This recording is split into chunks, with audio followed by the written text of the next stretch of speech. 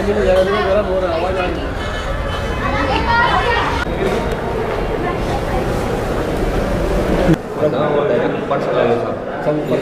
ये हम यहाँ के प्रिंसिपल के ऑफिस के पास आए हैं, प्रिंसिपल साहब से मुलाकात करने के लिए, और वो अभी कुछ ही देर में हमारे सामने होंगे। Vision mission Mansoora engineering college में district level science project exhibition ये यहाँ पर ऑर्गेनाइज़ किया है गवर्नमेंट ऑफ महाराष्ट्र के अंडर में, ZP नासिक के अंडर में 22, 23 और 24 3 दिन। तो 22 तारीख को इसका इनॉग्रेशन हुआ, जिसमें ZP के सारे रिप्रेजेंटेटिव थे। इसमें पूरे नासिक से डिस्ट्रिक्ट से तकरीबन 17 तालुके से और आदिवासी, इस तरीके से प्राइमरी और सेकेंडरी ये दोनों मिलाकर नियर अबाउट सम 100 टीम्स आए। मतलब हर टीम के पीछे 3 स्टूडेंट अगर कंसिडर किया हमने तो 300 स्टूडेंट्स उन्होंने अटेंड किया प्रोजेक्ट एग्जीबिशन। और ये प्रोजेक्ट एग्जीबिशन के अंदर जजेस भी थे। मतलब ये हर तालुके से 3 प्रोजेक्ट आए हुए हैं गवर्नमेंट के थ्रू, और ये पूरे जो 200 प्रोजेक्ट है, ये 200 प्रोजेक्ट से फिर 3 प्रोजेक्ट फाइनल होंगे डिस्ट्रिक्ट में, फर्स्ट, सेकंड, थर्ड, और ये फिर स्टेट लेवल पे जाएंगे। तो अल्हम्दुलिल्लाह मंसूरा को ये एक अपॉर्चुनिटी मिली district level project exhibition organise करने के लिए। यहाँ पर ये जो 600 बच्चे हैं और उनके स्टाफ से, टीचिंग स्टाफ जो उनके साथ आए नासिक से और दूर दराज से, हर कॉर्नर का नासिक से, तो इनके लिए हमने यहाँ पर हॉस्टल में रहने की फैसिलिटी दी और इधर इनके लिए फूड भी अरेंजमेंट किया है। मतलब उनको ब्रेकफास्ट, टी, लंच, डिनर, और ये प्रोग्राम कंटिन्यूस 3 दिन से चल रहा है ZP नासिक के अंडर में। और इंशाल्लाह आज जुमा 2 बजे, 2:15 बजे इसका वैलिडिटी फंक्शन रहेगा। तो बच्चों ने बहुत अच्छे प्रोजेक्ट यहाँ पर प्रेजेंट किए और उनका इवैल्यूएशन भी हुआ। और आज दोपहर में 2 बजे, 2:15 बजे उसका वैलिडिटी फंक्शन, मतलब प्राइज़ डिस्ट्रीब्यूशन फंक्शन होगा, जिसमें उम्मीद है यहाँ के लोकल जो MLA है और मिनिस्टर दादा भुस्से साहब वो भी प्रेजेंट रहेंगे, और मुफ्ती जो MLA है यहाँ के मालेगांव के, वो भी मुफ्ती इस्माइल साहब, वो भी प्रेजेंट रहेंगे इंशाल्लाह। तो सर ओवरऑल कैसा एक्सपीरियंस रहा? एक्सपीरियंस तो मतलब प्रोजेक्ट तो बहुत अच्छा है, क्योंकि ये तालुका लेवल से सेलेक्ट होने के बाद में प्रोजेक्ट आए थे, तो प्रोजेक्ट की क्वालिटी काफ़ी अच्छी थी। मतलब हम सोच नहीं सकते स्कूल के बच्चे भी ऐसे प्रोजेक्ट बना सकते। ये तो मतलब ऐसे डिग्री कॉलेज या तो कोई साइंस ग्रेजुएट जैसे प्रोजेक्ट बनाते, उस लेवल के प्रोजेक्ट थे, काफ़ी हाई लेवल के प्रोजेक्ट थे, और बच्चे अच्छे तरीके से प्रोजेक्ट को एक्सप्लेन कर रहे थे। मतलब बच्चों में कॉन्फिडेंस था और बहुत ही हेल्दी कंपटीशन हुआ अल्हम्दुलिल्लाह। तो मालेगांव की और ये स्कूलों को बुलाया गया? हाँ, इसमें मालेगांव के सारे स्कूलों को बुलाया, और दीगर तालुके के जो भी आसपास के स्कूल्स है वो भी काफ़ी स्कूल्स आके उन्होंने विज़िट कर दिया। और सब में बड़ी बात यह है कि ये जो डिस्ट्रिक्ट लेवल साइंस एग्जीबिशन जो हो रहा है मालेगांव में, ये 28 साल के बाद में मालेगांव में हो रहा। तो ये एक बड़ी अपॉर्चुनिटी मिली मालेगांव को, और उसको मंसूरा ने लिया, उसका पूरा एक्सपेंडिचर मंसूरा ने बेयर किया।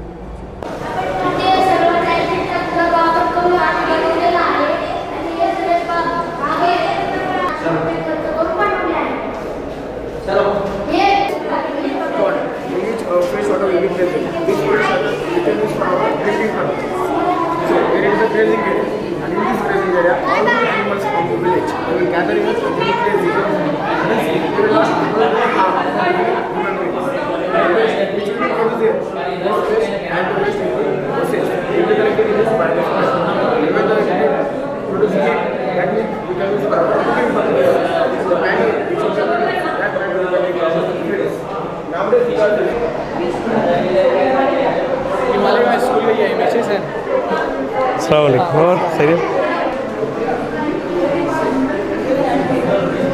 अच्छा, ताकि फेवरेटिझम ना हो। आमच्या प्रयोगाचे नाव हायड्रोपोनिक शेती पद्धत आहे। आम्ही सौरंजू काकाणी कन्या विद्यालयाचे विद्यार्थिनी आहोत।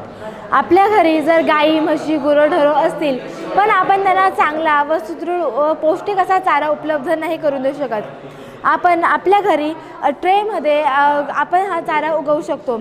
आपण ज्याप्रमाणे उसळला कोंब आणण्यासाठी ठेवतो, त्याचप्रमाणे जर गहूसोबत केलं तर 7-8 दिवसामध्ये हा पौष्टिक चारा तयार होतो।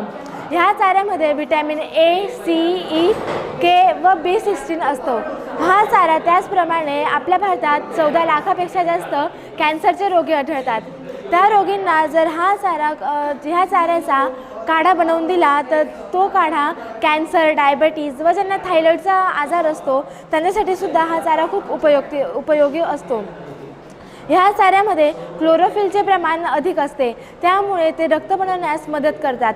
त्याचप्रमाणे हे आपल्या शरीरात प्रोटीन बनवण्यात सुद्धा हा चारा मदत करतो.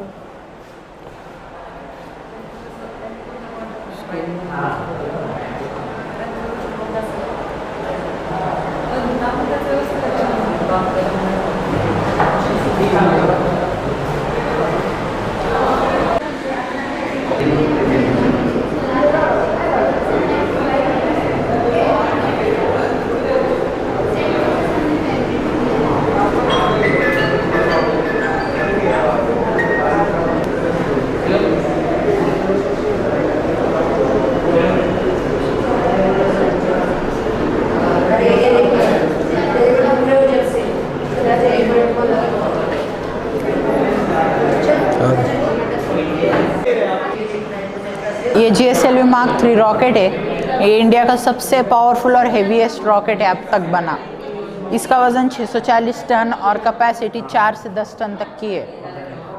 इसने चंद्रयान 2 को लॉन्च किया था, चंद्रयान 3 को यही लॉन्च करेगा और गगनयान को भी जो वहाँ पे रखा है मैंने उसको भी यही लॉन्च करेगा।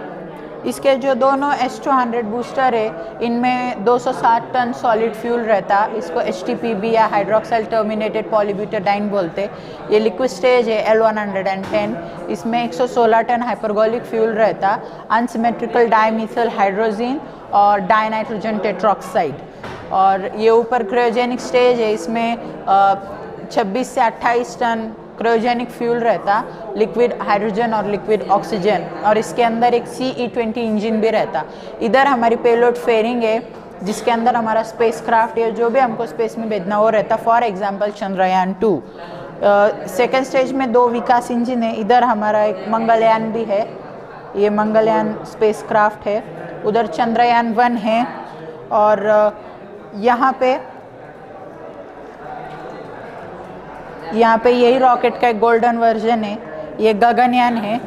ये मंथन मिक्सर है। हम जो पारंपरिक पद्धति से जो लोनी निकालते हैं दही का, वही मैंने ऑटोमेटिक किया है मशीन से। ये दोनों साइड में इसका जो ब्लेंडर है वो दोनों साइड में रोटेट होता है। प्लस इसमें मैंने यहाँ पे टाइमिंग मॉड्यूल दिया है, सेट किया है। टाइमिंग मॉड्यूल से हम टाइम भी सेट कर सकते हो। और यहाँ पे मैंने जो मंथन मिक्सर बनाया है इसका जो स्पीड है वो कम है, और ऐसा दोनों साइड में रोटेट होने वाला ब्लेंडर अभी तक मार्केट में अवेलेबल भी नहीं है। और इसका स्पीड कम होने की वजह से जो विटामिन होते हैं हमारे फूड में वो विटामिन वैसे ही रह जाते हैं। और जो ब्लेंडर और मिक्सर का यूज़ करते हैं उसका जो स्पीड है वो ज़्यादा होता है, उसकी वजह से जो विटामिन होते हैं वो निकल जाते हैं और जो हमारा फूड है वो हीट हो जाता है, इसलिए बटर मिल्क निकल नहीं पाता। तो ऐसा ये मंथन मिक्सर है और इसका अभी इस धावपल के युग में बहुत ज़्यादा उपयोग है। Thank you.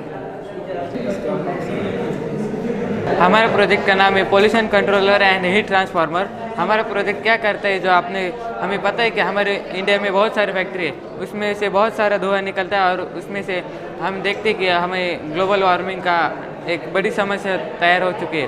तो हम इसके मदद से हम ये करते हैं कि हमारी जो फैक्ट्री में धुआं निकलता है वो हम एब्जॉर्ब करते हैं और पेल्टियर के सहायता से वो हम कन्वर्ट करके इलेक्ट्रिसिटी में कन्वर्ट करते हैं। उससे हमारा इलेक्ट्रिसिटी का बिल भी कम हो जाता है और जो धुआं निकलता है वो ठंडा निकलता है। इससे हमारा ग्लोबल वार्मिंग का समस्या भी कम होने में मदद मिलती है।